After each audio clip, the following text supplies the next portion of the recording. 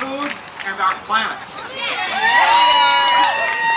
So this march never ends. When you go home from here, that means tomorrow when you go to the grocery store and you walk into the produce department, you ask that produce manager if these foods are GMO products. And if they say no or I don't know, you ask them why they don't know and why it isn't labeled. And when you put your money down, you make sure you're putting it down at a place that supports our cause. Because if you aren't, that means you're putting it in the corporation's pocket who caused this tragedy to begin with. So you can either support them or not. So today, we are here to raise the consciousness of people that I talked to before this rally who have never heard of GMOs or Monsanto somehow. We are here to educate those people and spread the word. And we're also here to awaken Monsanto to the meaning of ethics. Thank you for being here.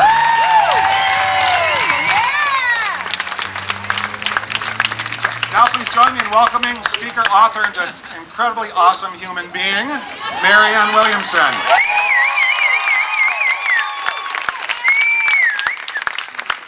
Thank you so much for having me. First of all, I want to acknowledge Tom Froelich, because Tom has acknowledged what Tammy did, but it was Tom seeing that there was another march and another seeing, I'm trying to be loud enough for everybody back there. Okay, Tom seeing what was available in other parts of the city as well as the world. So Tom is such a demonstration to us of what one person can do.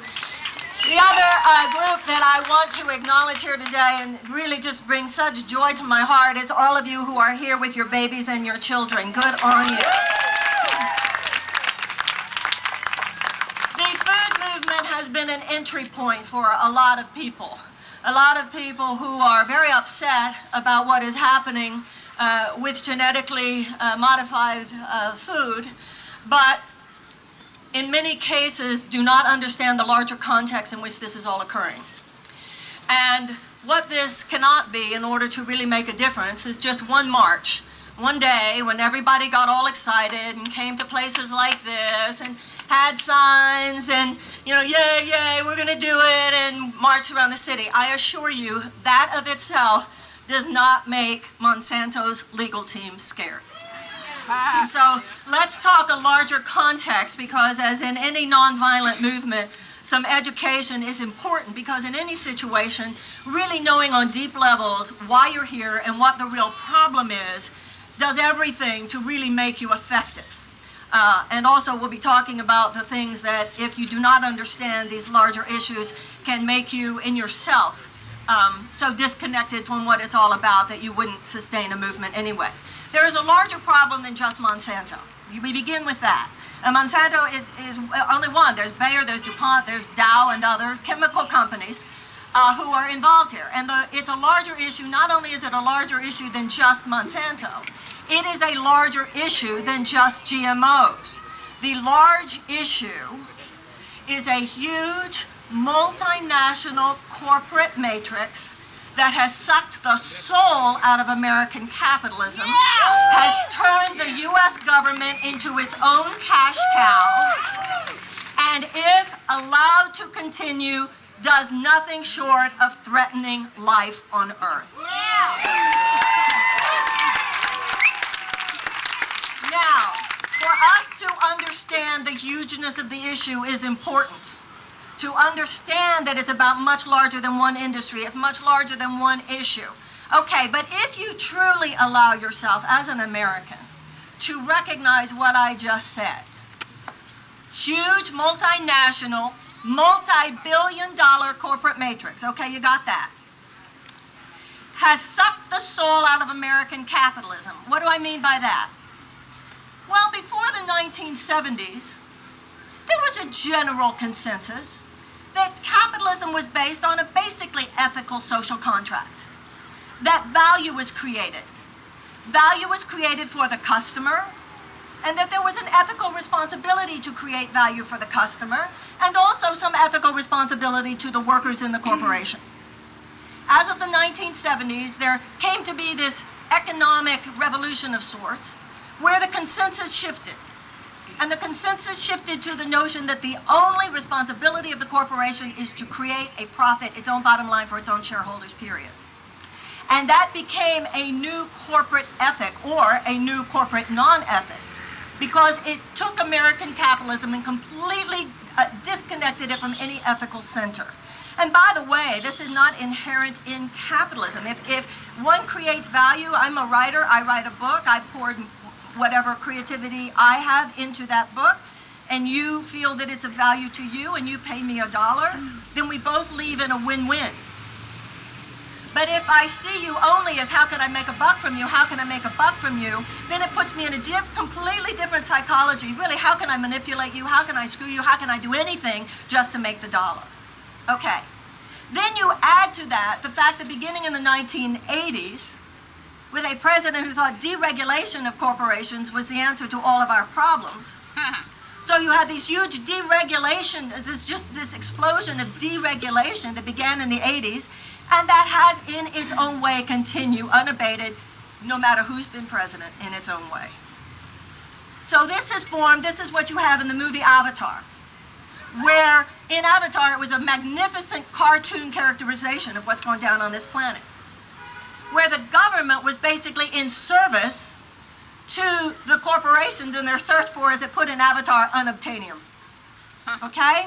And so what has happened is that as we have completely gotten a situation now in which the government, which has from its beginning been about balancing the needs of the people with the economic freedom, instead of being there as the kind of watchdog to make sure corporations do not exert undue influence, instead, because of the complete lack of public financing of our political campaigns, and now particularly with Citizens United decision, we now have a situation where in order to get into office and to stay in office, both main political parties need the money of these corporations.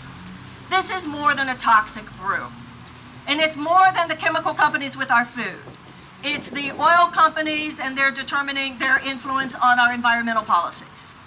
It's military contractors and their influence on our military policies. It's prison builders and their influence on our incarceration rate. So this is a much bigger issue than just Monsanto, and it's a much bigger issue than just food. And if we meet it as people, and anything less than the realization of the huge issue, then we will not be effective in the ways we desire to be effective. Okay, now where do you go with that? So you allow yourself as a human being and as an American to take in all of that and to go, huge multinational corporate matrix that makes billions of dollars, suck the soul out of American capitalism, now uses the American government as its cash cow, and which, if unabated, will continue to cause extraordinary amounts of unnecessary suffering on the planet and possibly destroy the whole thing within the next 200 years. So you allow yourself to take that in. And it's hard to take that in. It's hard to take that in. Because if you go, if that is true, if it is that big, whoa. And this is why a nonviolent movement is holistic. It takes every aspect of who we are to deal with this. Because if it's any less than the totality of our humanity, we will go into fear, we will go into cynicism, we will go into denial, we will go into anger, and then they've got us.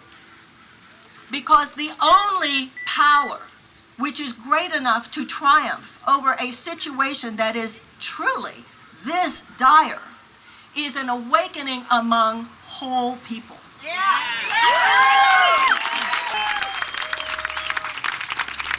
Now, Gandhi and King talked about this.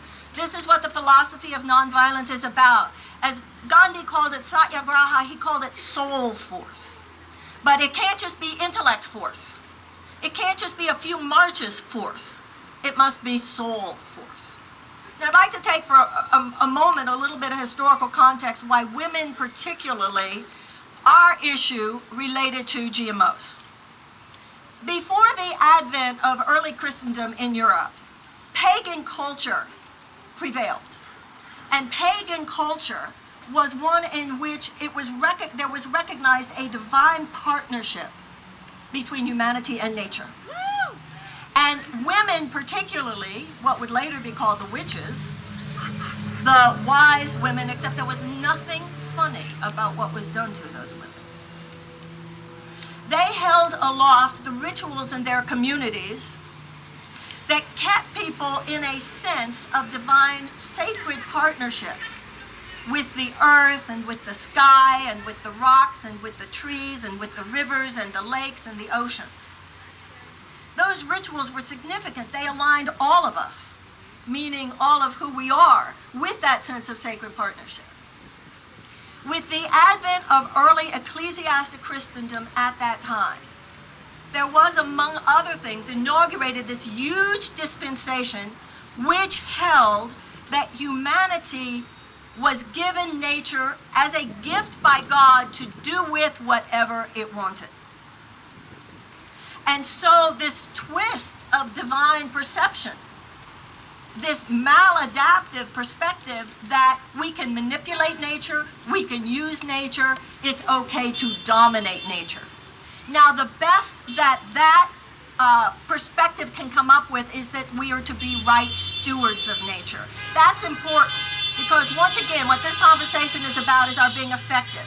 If we do argue the biblical injunction that humanity should be proper stewards of nature, that'll get you your right-wing Christians and your biblical crowd. If you really want to get something done, make sure that that's an opening in your mind and in your heart, not just to talk to people who agree with you. That's not how you build a movement. You know, Martin Luther King said you have no morally persuasive power with people who can feel your underlying contempt.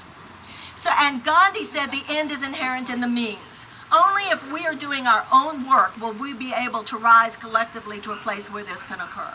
Number one, when those quote-unquote witches were destroyed, when pagan culture was thrown over, all of the women, all of the pagan cultural perspective which held divine partnership in nature was destroyed, was hidden for many, many years. So I just want to say that for those of us who are women, we do have a particular cellular memory of a time on the planet in Western civilization where our taking a stand, not for the domination and the manipulation and the abuse of nature, but for divine partnership and proper care and love and emotional and sacred connection with nature. This is one of the reasons we were born. This is one of the reasons we were born before when we stood it, and it's one of the reasons to be on the earth. And so today must be just the beginning.